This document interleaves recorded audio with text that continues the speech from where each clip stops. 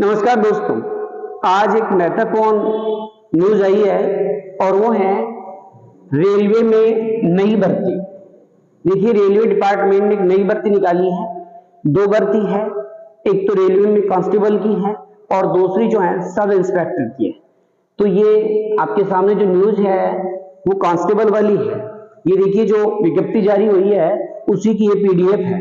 इसके बारे में अपन चर्चा करते हैं। कितने पद आए हैं, कौन इसको भर सकता है, वेतन कितना होगा, सारी बातें अपन करेंगे।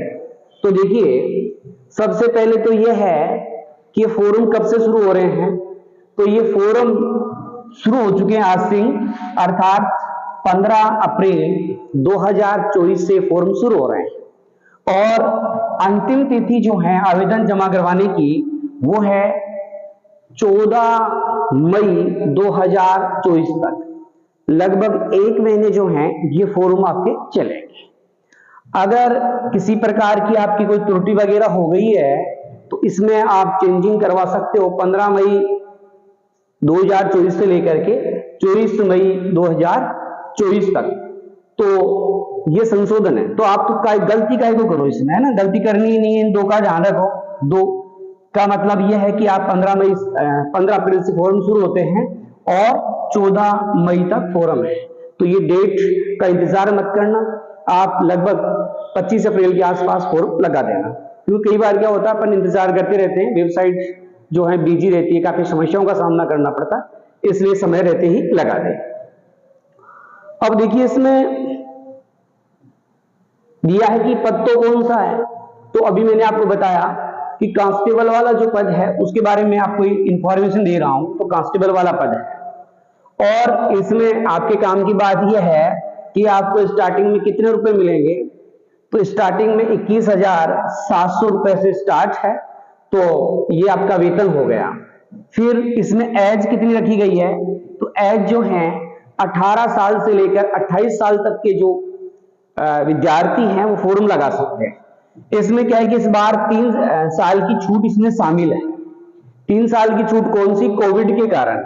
जो कोविड आ गया था, कोविड-19, इसकी वजह से रेलवे की वैकेंसी नहीं आई थी, इसलिए सरकार ने 3 साल की छूट दी है। इसके अलावा इसमें एज में और भी छूट है और छूट यह है कि SC ST इनको 5 साल की है और जो OBC वाले हैं इनको 3 साल की अतिरिक्त छूट है, वो कोटे में वो अतिरिक्त है।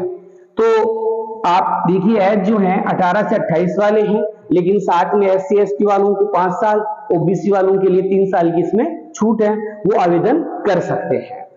अच्छा, इसमें कुल पद कितने हैं, तो इसमें 4208 पद है। टोटल 4208 पद है।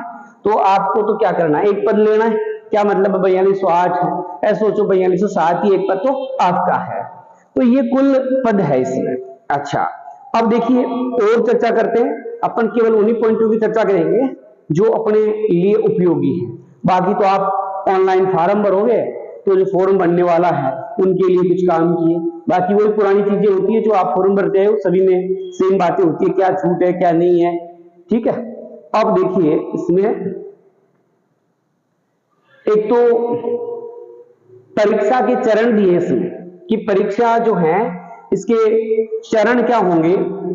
तो परीक्षा के चरण है कंप्यूटर आधारित एग्जाम होंगे, अर्थात ऑनलाइन कंप्यूटर पर आपको एग्जाम देनी है। लिखा है ना इसने CBT, तो ऑनलाइन होगी एग्जाम। ठीक है, इसमें इस प्रकार से ये ऑनलाइन की बात हो गई। तो ऑनलाइन आपको देना है। एक इसमें जो विद्यार्थी है, आगे देखो इसमें क्या लिखा है, CBT में उनके प्रदर्शन के आधार पर पुरुष या महिला भूतपूर्व सैनिकों के लिए प्रत्येक संवर्ग में रिक्तियों के 10 गुना सीमा तक शारीरिक दक्षता के लिए बुलाया जाएगा।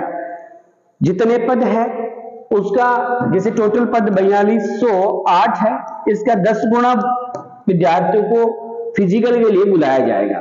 लेकिन वो कैसे होगा, महिला पुरुष सैनिक जो प्रत्येक वर्ग है उस वर्ग के अकॉर्डिंग, उसी वर्ग के 10% जो है उनको बुलाया जाएगा। फिर शारीरिक होगा, उसके बाद में आपके दस्तावेज जांचे जाएंगे। अगर आप दस्तावेज वगैरह में भी पास हो गए, सारा काम सही हो गया, तो आप नौकरी लग जाओगे। ठीक है, मेरिट के आधार पर लगोगे। अब है क्या इसमें नकारात्मक है, क्या माइनस मार्किंग है?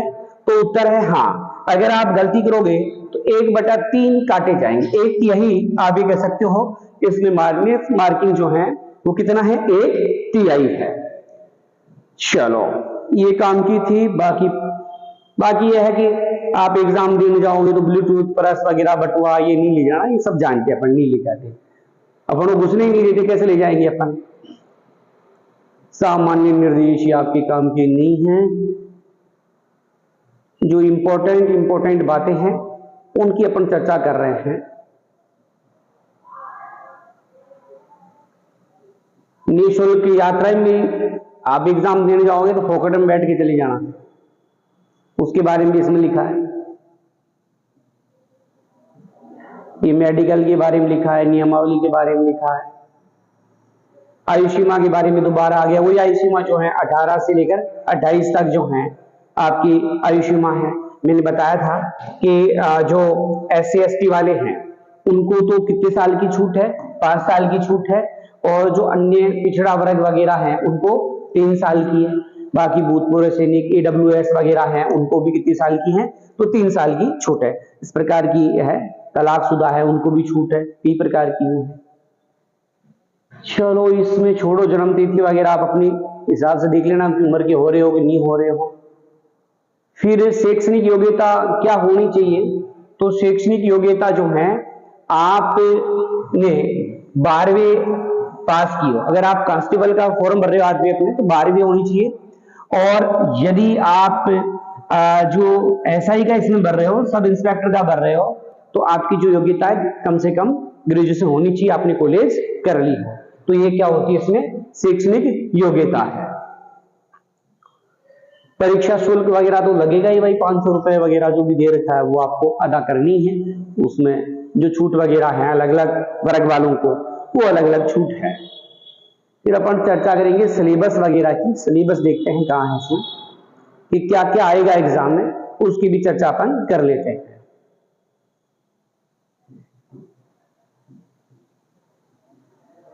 चलो भूतपूर्व सैनिक, और आगे देखते हैं। अभी तो सिलेबस नहीं आया इसमें। देखो इसमें दिया है कि भर्ती प्रक्रिया के बारे में दिया है डिटेल से, कि भर्ती प्रक्रिया जो है वो 3 चरणों में हो रही है। एक जो आपका कंप्यूटर आधारित जो मैंने बताया था अभी, वो टेस्ट होगा। फिर सेकंड चरण होगा आपका शारीरिक मापदंड किया जाएगा, आपका मतलब फिजिकल होगा। और तीसरा जो है आपके दस्तावेज होंगे। ठीक है, इस प्रकार से होगा इसमें। अब देखिएगा इसमें कंप्यूटर आधारित जो एग्जाम है तो इसका क्या लेवल होगा। तो परीक्षा का स्तर जो है कंप्यूटर आधारित 10वीं लेवल का मैट्रिक स्तर का क्या होगा, आपका शारीरिक परीक्षण होगा। CT-BT का पैटर्न और पाठ्यक्रम देखिए, तो इसमें कुल अवधि जो है 90 मिनट की अवधि है। कुल अवधि जो है कितने मिनट की है, 90 मिनट की। और इस 90 मिनट में आपको 120 प्रश्न करना है। इससे सीधा सा पता चलता है कि उस विद्यार्थी का सिलेक्शन होगा जिसकी स्पीड होगी एग्जाम में। क्योंकि आप देखिए ऑनलाइन है तो आपको माउस को ऊपर नीचे करने में टाइम खराब होता है, और केवल 90 मिनट दे रहे हैं और 120 क्वेश्चन है, तो समय की मारामारी काफी अधिक रहेगी। आपकी शिकायत ये रहेगी अगर थोड़ा सा समय और मिल जाता तो मैं इतने प्रश्न कर देता। इसलिए इसमें अब से अपनी स्पीड बढ़ाना जो है वो प्रारंभ कर देना। फिर है उम्मीदवार को प्रत्येक सही उत्तर के लिए 1 अंक दिया जाएगा। मतलब आप ये कह सकते हो कि प्रत्येक क्वेश्चन जो है वो क्या है, 1 नंबर का है। आपने खाली छोड़ा है तो कोई माइनस मार्किंग नहीं होगी उसमें। नकारात्मक आपने किया है तो 1/3 काट लिया जाएगा। कई शिफ्ट में आयोजित CT-BT के लिए अंकों का सामान्यकरण किया जाएगा। तो जो ये कई शिफ्टों में होगी और इनमें जो कठिनाई लेवल है उसका सामान्यकरण किया जाएगा, जैसे अन्य एग्जाम में होता है उसी प्रकार से। पात्रता के लिए न्यूनतम प्रतिशत भी है। तो UR, AWS, OBC इनके लिए जो है 35% है। SC ST के लिए जो है 30% है। चलो अब देखिए यहां जो पाठ्यक्रम है वो कौन सा पाठ्यक्रम है इसके लिए। तो देखिए पाठ्यक्रम में क्या दिया है, आपकी जो अंक गणित होगी वो 35 अंक की होगी। अंक गणित जो है कितने अंक की है, 35 अंक की। इसमें देखो संख्या प्रणाली, पूर्ण संख्या, दशमलव और भिन्न संख्याओं के बीच संबंध, मौलिक अंकगणितीय संचालन, प्रतिशत, अनुपात और समानुपात, औसत, ब्याज, लाभ और हानि, छूट, तालिकाएं, रेखांकन का उपयोग, क्षेत्र मिति, समय, दूरी आदि पर जो है प्रश्न पूछे जाएंगे। इसी प्रकार से आपकी रीजनिंग वगैरह जो है वो कितने अंक की होगी, तो 35 अंक की। 35 की तो आपकी मैथ होगी और 35 की ही है वो आपकी रीजनिंग वगैरह होगी। तो इसमें रीजनिंग में एनालॉजीज, समानताएं, अंतर, स्थानिक दर्शे, स्थानिक अभिविन्यास, समस्या समाधान, विश्लेषण, निर्णय लेने पर प्रश्न, दृश्य स्मृति, भेदभाव पूर्ण अवलोकन, संबंध अवधारणाएं, अंकगणितीय तर्क, मौखिक और चित्र वर्गीकरण, अंकगणितीय संख्या, संकला, गैर मौखिक संकला, कोडिंग, डिकोडिंग, कथन, निष्कर्ष, सिलोजिस्टिक तर्क आदि इस प्रकार के प्रश्न इसमें पूछे जाएंगे। अब अपने जीके वाले पोर्शन में है उसमें क्या पूछा जाएगा देखिएगा। तो इसमें जीके और जो जीएस होता है इसमें दोनों आते हैं, जीके भी आएगा, जीएस भी सी में है और आपका करंट अफेयर भी सी में आता है। तो इसमें देखो प्रश्न किस प्रकार से है, तो प्रश्नों का उद्देश्य उम्मीदवारों के आसपास के पर्यावरण और समाज के लिए इसके अनुप्रयोग के बारे में सामान्य जागरूकता का परीक्षण करना होगा। फिर वर्तमान घटनाएं जो हो रही है उनका ज्ञान होना चाहिए। इसका मतलब वर्तमान घटनाओं का मतलब है आपका करंट अफेयर है, जैसे इजराइल और ईरान के बीच में हाल ही में युद्ध चल रहा है, इस प्रकार के जो तरोताजा मामले हैं वो इसमें पूछे जाएंगे। रोजमर्रा के अवलोकन और अनुभव के ऐसे मामलों का परीक्षण करने के लिए जैसा कि किसी भी शिक्षित व्यक्ति से उम्मीद की जा सकती है। और परीक्षण में भारतीय इतिहास पूछा जाएगा, कला और संस्कृति पूछी जाएगी, भूगोल पूछा जाएगा, अर्थशास्त्र पूछा जाएगा, सामान्य राजनीतिक पूछी जाएगी, भारतीय संविधान पूछा जाएगा, खेल से प्रश्न आएंगे, सामान्य विज्ञान तो ये आपकी जनरल साइंस है आदि से संबंधित प्रश्न पूछे जाएंगे। तो इस प्रकार से ये आपका इसमें सिलेबस था एग्जाम के लिए। तो ये जो काम की बातें थी वो पढ़ने इसमें देखी है। अब देखो इसमें आपके लिए कांस्टेबल है तो इसके लिए क्या दौड़ वगैरह है क्या है तो उनके बारे में आप देखिए। कांस्टेबल जो पुरुष होगा वो 1600 मीटर दौड़ेगा, 5 मिनट और 45 सेकंड का समय दिया गया है, ठीक है। अगर महिला कांस्टेबल है तो उसको 1600 मीटर नहीं दौड़ना, उसको केवल 800 मीटर दौड़ना है, 3 मिनट और 40 सेकंड का समय दिया गया है। फिर देखिए इनमें लंबी कूद होगी, पुरुष कूदेगा 14 फुट और महिला कूदेगी 9 फीट।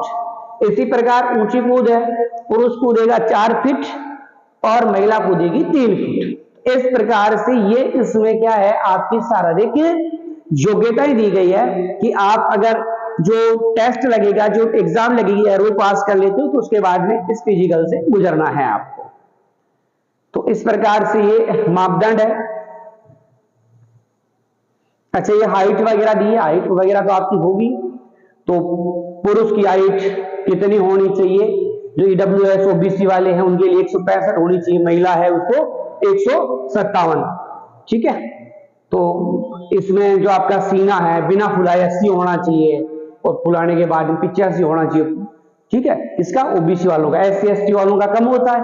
जैसे इसमें पुरुष की ऊंचाई है वो भी कम है, तो वो कितनी है, तो वो इनकी 160 है। अगर महिला है तो 152 है, ठीक, इस प्रकार की चीजें हैं। तो आपको ये गोरखा और का आप हो नहीं, ना गढ़वाल हो ना गोरखा हो, तो आपसे संबंधित नहीं है ये चीजें। तो ये अपन ने इसकी बात की और देखते अपने काम के लिए दस्तावेज, ये तो बात की बातें, दस्तावेज तो प्रमाण पत्र वगैरह। चलो आपके काम की जो बात थी वो इसमें आपकी हो चुकी है।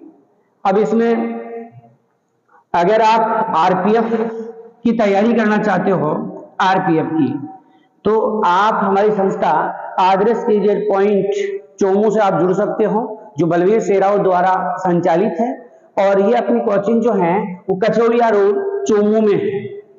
और इसमें हम जो आपको आरपीएफ की तैयारी करवाएंगे वो 4 से 5 घंटे आपकी क्लास लगेगी, और 4 से 5 घंटे क्लास लगने के पश्चात आपको 2-3 घंटे हमारे पास रुक कर ही आपको तैयारी करनी होगी। आप उन चीजों को निकालिए, मैथ को निकालिए। अगर समस्या आती है तो आप सर से प्रश्न पूछिए, रीजनिंग में आती है तो उनसे पूछिए, जीके में आती है मेरे से पूछिए, या साइंस में आती है तो साइंस वाले सर से।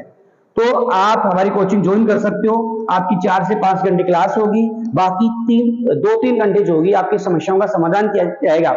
इसके लिए आप हमारी लाइब्रेरी से जुड़ सकते हो। आदर्श के नाम से अपनी लाइब्रेरी भी है, उसमें बैठकर आराम से 2-3 घंटे पढ़िए।